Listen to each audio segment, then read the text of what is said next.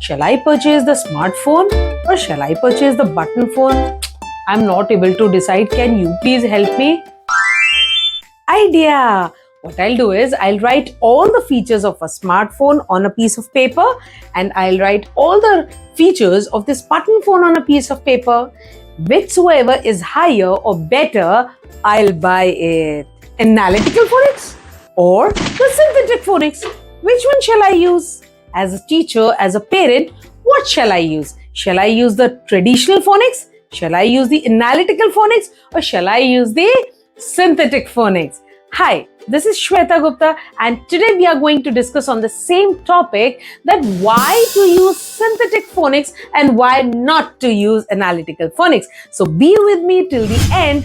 This is Shweta Gupta.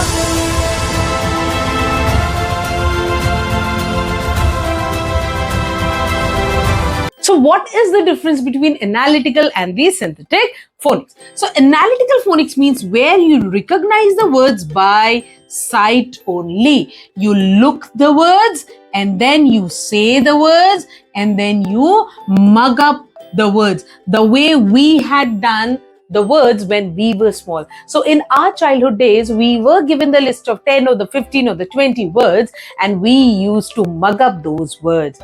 A child who was very good in mugging up the words was considered a child who had very good English skills in terms of spelling, reading and writing. So this is what is analytical phonics, where we are based more on the rote learning, right? We need to mug up the words. But once we see the synthetic phonics thing, so synthetic phonics is not dependent upon the rote learning, but it depends upon recognizing the words with the help of the sounds. So with synthetic phonics, what happens is, suppose I have taken one letter. This is one letter.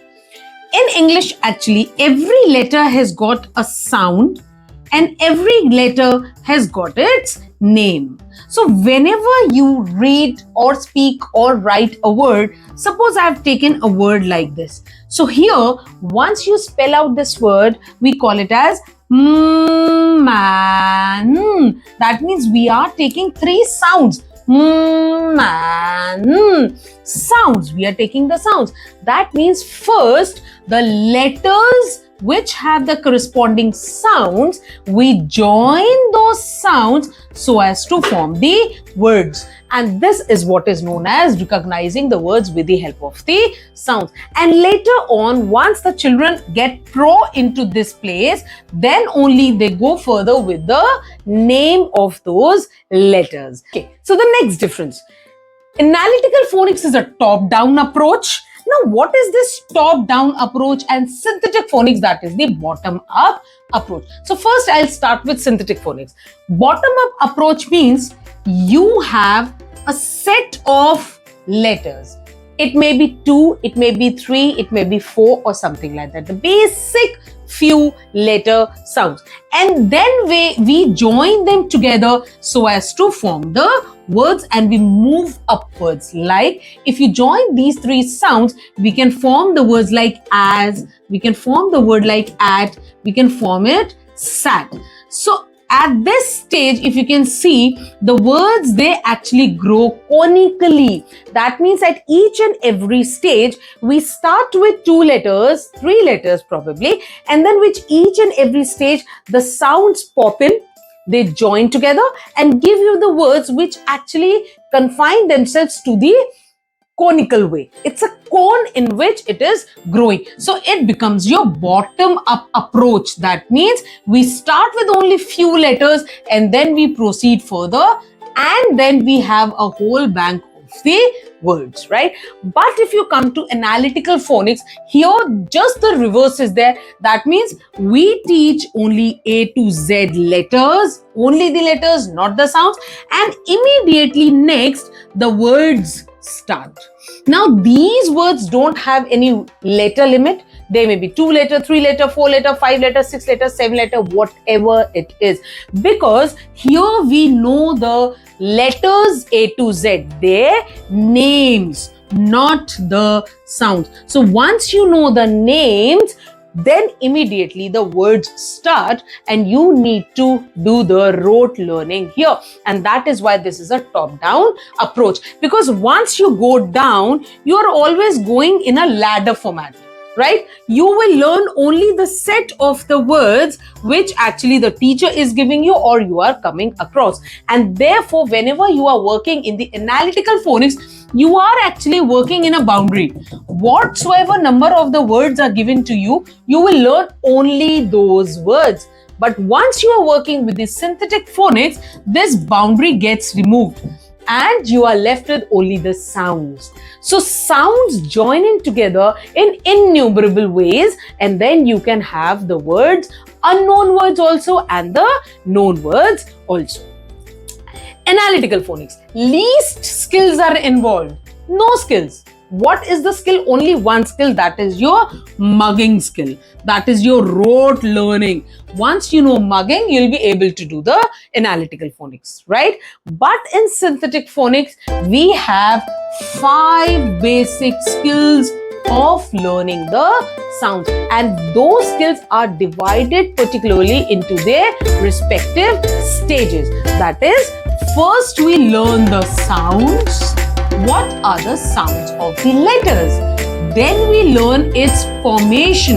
That means how the sounds are getting formed. So till here we are not learning the names of the letters. We are just learning that the sound of this letter is A, and how is it formed? You have to make a C, then you need to go up, then you need to go down. So this is how the formation is done. After the formation of the letters is done, then we proceed with blending and segmenting. Now what is blending? Joining of the sounds, right? Similarly, now what is segmenting? Segmenting is just the reverse of blending. Means once you join the sounds together so as to read a word, that becomes your blending. But once you break a word so as to write it, then it becomes a segmenting. So in a nutshell, the skills of blending, segmenting, and the tricky words and the formation of the letters are there in the synthetic phonics. So at each and every stage, the child is learning how to manage the sounds orally, pictorially, how to join the sounds, how to break the words so as to write them. And then finally they learn the tricky words. After learning few sounds, after learning the method of blending and segmenting, they learn the method of tricky word learning. So that is what is synthetic phonics, right?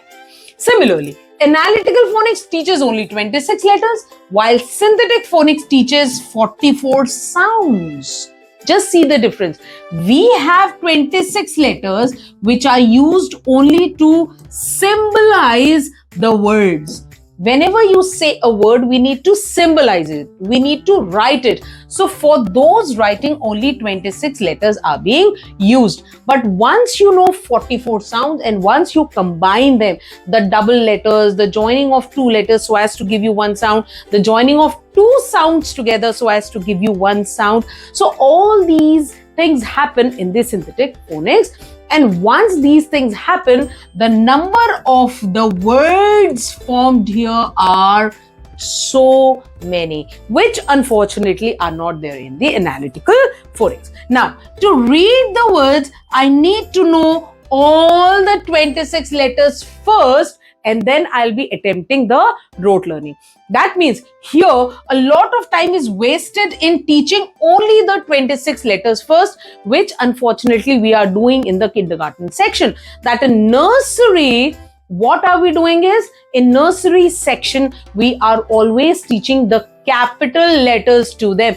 All throughout the year, we are teaching them only the capital letters. That means we claim to teach phonics, but actually we are following the analytical path in many of these schools. So this must be stopped, and I'm going to make a video on this very soon where we are going to watch that what are the blunders that we are doing in the kindergarten, right? Similarly, in synthetic phonics, to start reading the words, we may start even with the 2-letter sounds. As I gave the example, only with 2 letters, only with 3 letters, you can start off with the reading, writing, blending, segmenting, formation of the sounds and the sound, phoneme and the grapheme recognition. That means if a child has to read or write analytically, the child has to spend minimum of 1.5 years for the same,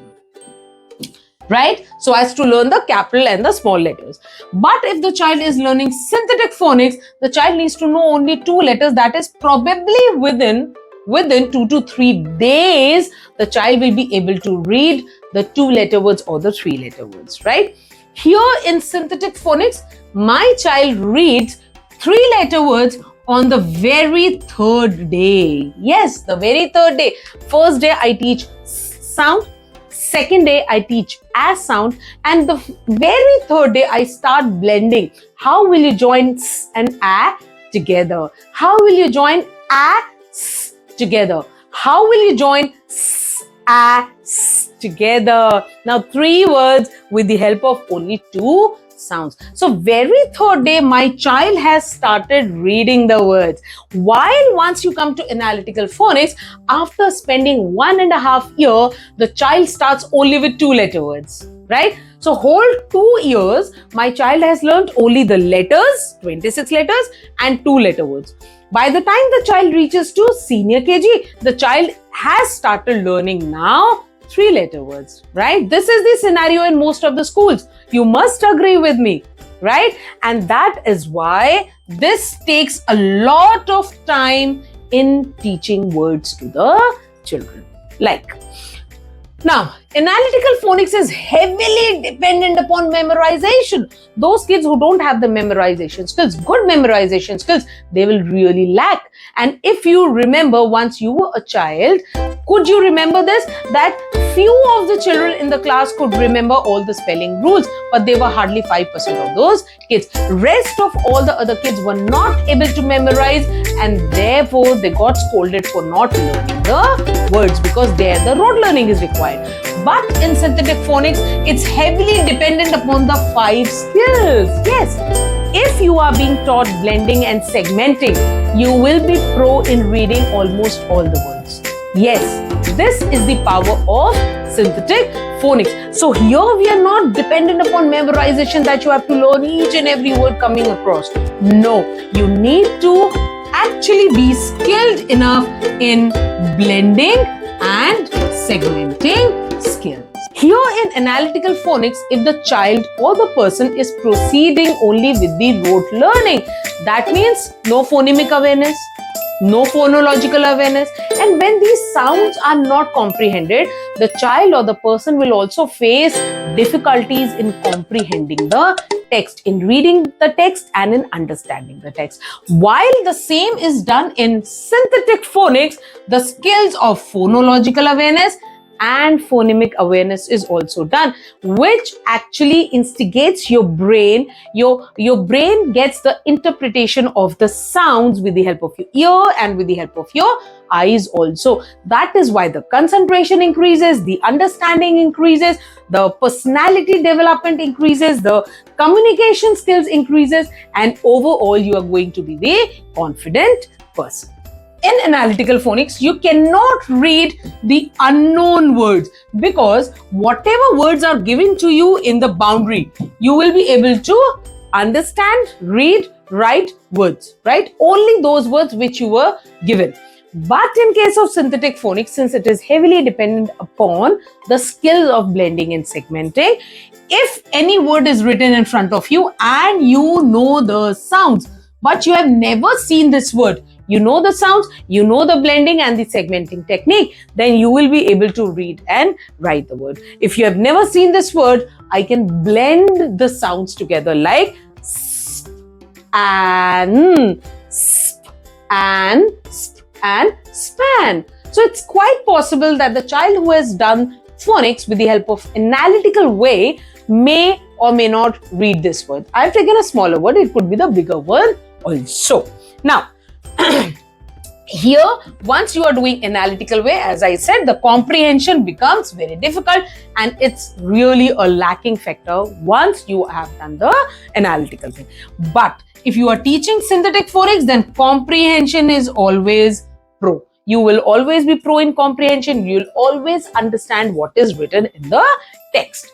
Similarly, synthetic phonics should be the primary method of reading and giving the instructions to the learners. So I have given you enough points. Enough points have been covered wherein you are going to understand that why synthetic phonics or why analytical phonics, why a smartphone, why a button phone. Now you know very well that why you need to have a smartphone, because of its features. Why do you need to have a button phone? Because of its less features. You are never going to buy it now. But that doesn't mean that this button phone is wrong. Only and only what we are doing is we are increasing the efficiency of phonics. So initially when smartphones were not there, then actually this button phone was a revolution. So please don't consider that analytical phonics is a bad procedure or is not fulfilled today. No. Actually, what happens is, it depends upon the requirement. If a child is not well versed with the sounds, if the child is not processing the sounds, we can proceed towards the analytical phonics. But actually, analytical phonics has got this much features, but synthetic phonics is highly advanced now, just as we have the smartphone. So this is just a request. Please follow synthetic phonics. Teach synthetic phonics to the children in the form of Jolly Phonics. So what is Jolly Phonics? Jolly Phonics is the synthetic phonics approach, and you will very soon be given the video on this also, that how to teach Jolly Phonics to the children. How as a teacher or a trainer, you're going to train your teachers or probably your children for Jolly Phonics. So I hope this video was valuable for you. You got some value for this. And please like, subscribe and share. Subscribe and please press the bell icon also. And I'll meet you soon. Bye-bye.